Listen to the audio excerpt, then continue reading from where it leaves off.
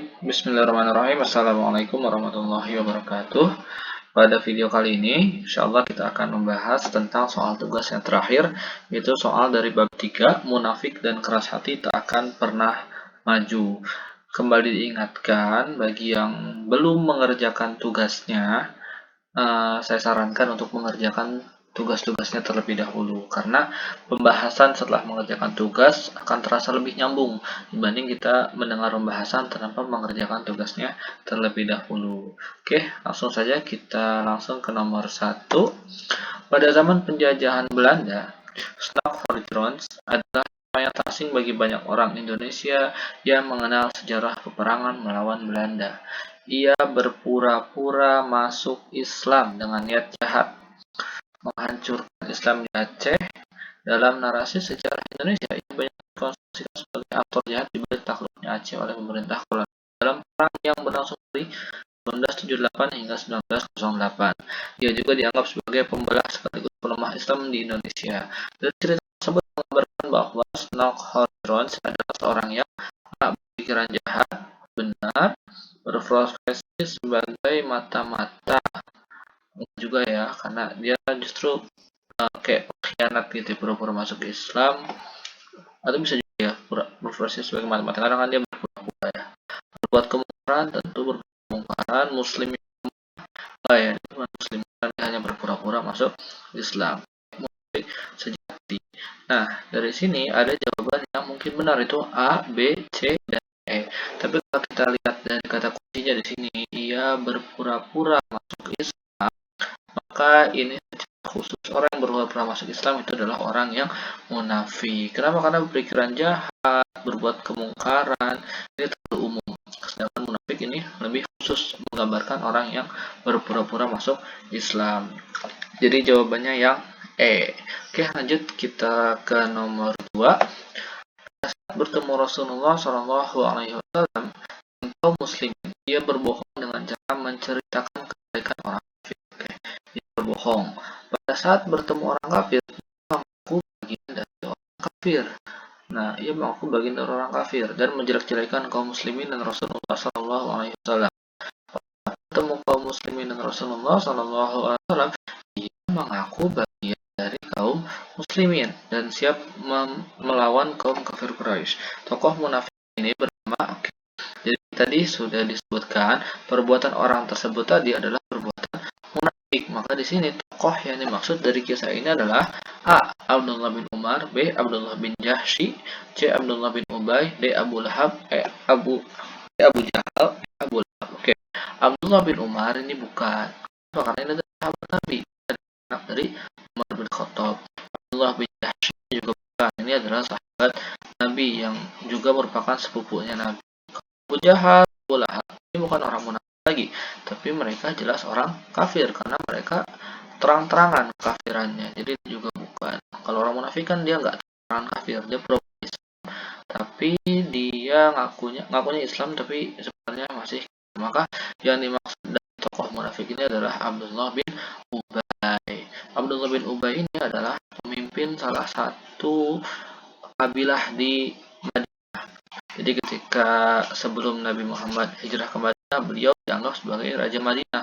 Ketika Nabi Muhammad hijrah ke Madinah, maka beliau masih kafir, tapi beliau mengaku-ngaku masuk Islam untuk kepentingan politik. Jadi beliau sebenarnya tidak Islam, mengaku-ngaku sebagai orang Islam. Yang C. Oke, lanjut soal nomor 3. Perhatikan hadis berikut. Ayatul munafiqi salasun. Idza kadzaba wa idza wa'ada akhlafa wa idza atumina khana. Teks tersebut menceritakan tentang ciri-ciri orang munafik. Adapun arti teks yang bergaris bawah mengandung maksud, ayatul munafiqi salasun. Tanda-tanda orang munafik ada 3. Idza haddatsa kadzaba. Jika dia menyampaikan berita, maka dia berdusta. Idza wa'ada akhlafa, dan jika dia berjanji dia mengingkari. Wa idza tumina, dan jika dia dipercaya dia berkhianat. Maka dari opsi-opsi yang ada, orang munafik apabila berkata selalu bohong. Oke, ini jelas ya, langsung A.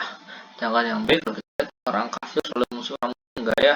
Ini ayatnya bukan tentang orang kafir, orang zindik suka dengan perbuatan dosa, juga bukan membicarakan tentang orang yang suka berbuat dosa, orang yang selalu berpura-pura baik, ini juga ciri orang munafik ya. Tapi ini bukan tentang itu. Kemudian munafik apabila berjanji suka mengingkari. Maaf. Oke, jadi kalau yang A ini yang ini ya, itu berdasarkan kadzdzab. Berarti yang A salah ya. Yang A salah. Yang benar adalah munafik apabila berjanji suka mengingkari. Wa idza wa'ada akhlafa. Dan jika dia berjanji dia mengingkari. Jadi jawabannya yang E. Oke, lanjut soal berikutnya nomor 4.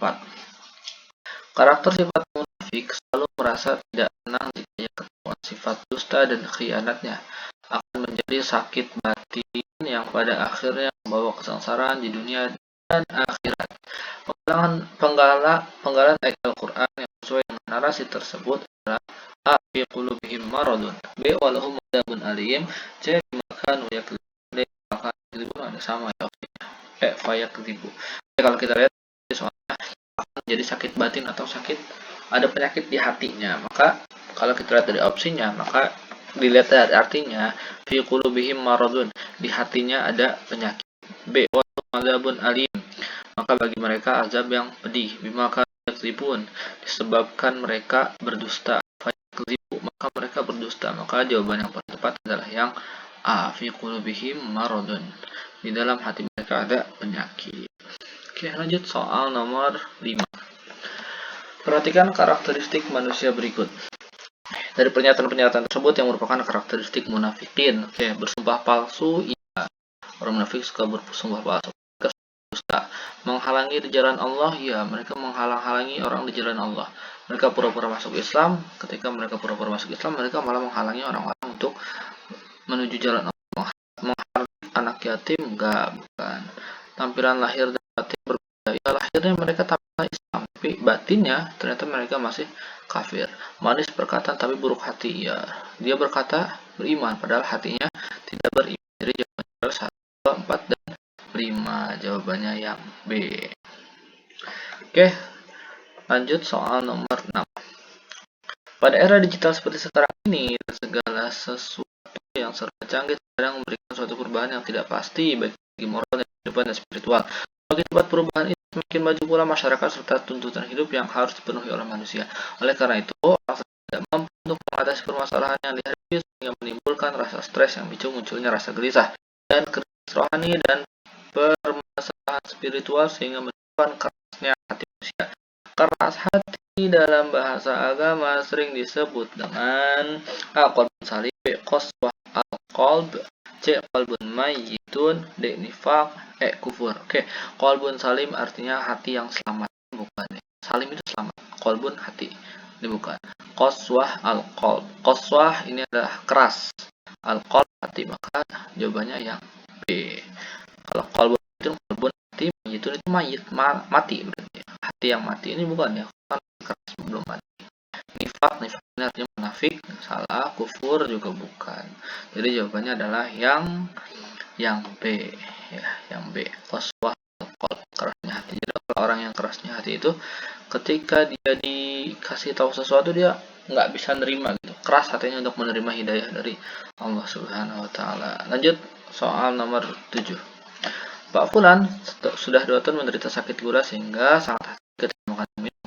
Pak Fulan menerima usaha ini dengan hati yang ikhlas, sabar, dan selalu berdoa kepada Allah Subhanahu wa taala agar penyakitnya segera dekat dan bisa sehat kembali.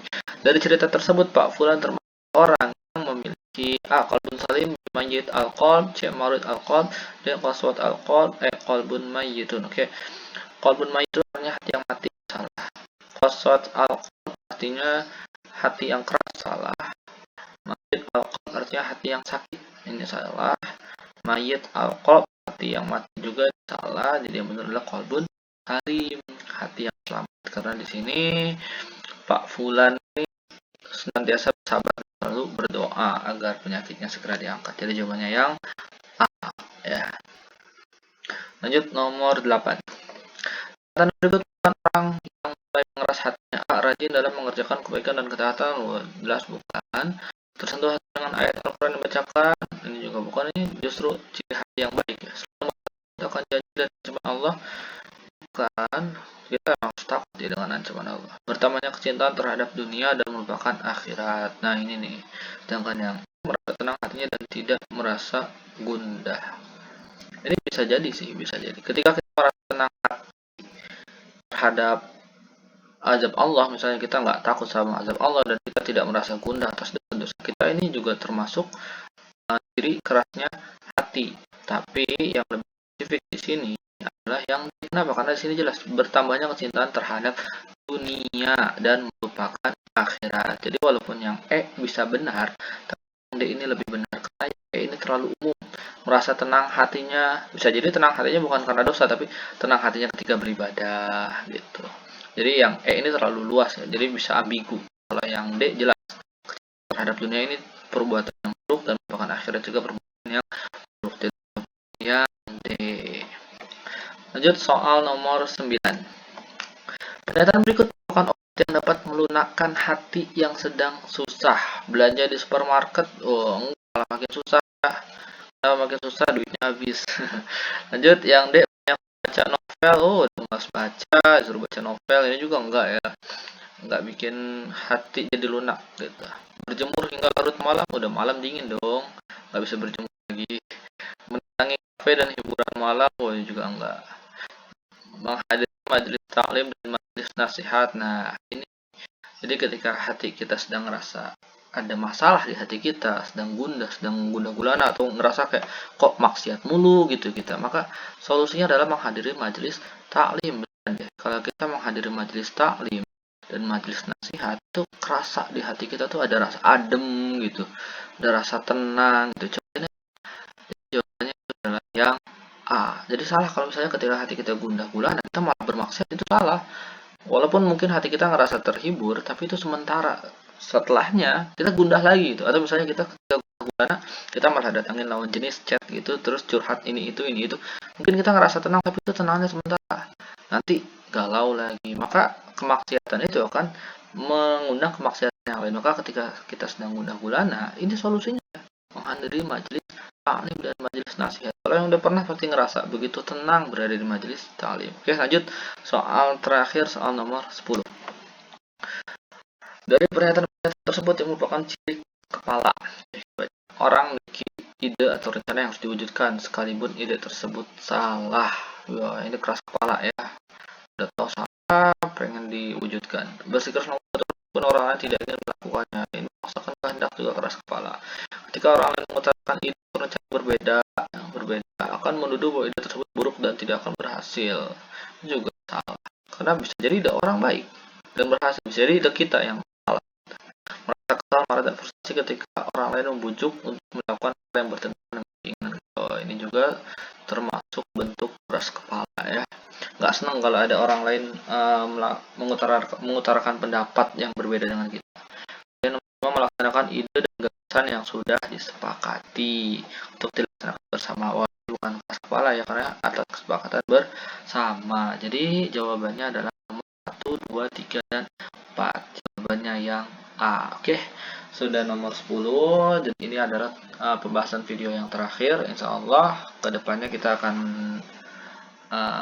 nggak tahu ya nanti semester 2 seperti apa, mudah-mudahan sih lebih mudah dibanding yang sekarang. Dan kalau misalnya kalian sudah mengerjakan tugasnya dan sudah menyaksikan semua video-video ini, insya Allah nanti ketika AS lancar, karena nggak akan jauh-jauh dari tugas dan dari penjelasan-penjelasan ini gitu, dan nggak akan keluar dari buku soal-soalnya karena nggak banyak materi-materi baru. Oke, demikian video kali ini, mudah-mudahan dapat bermanfaat. Assalamualaikum warahmatullahi wabarakatuh.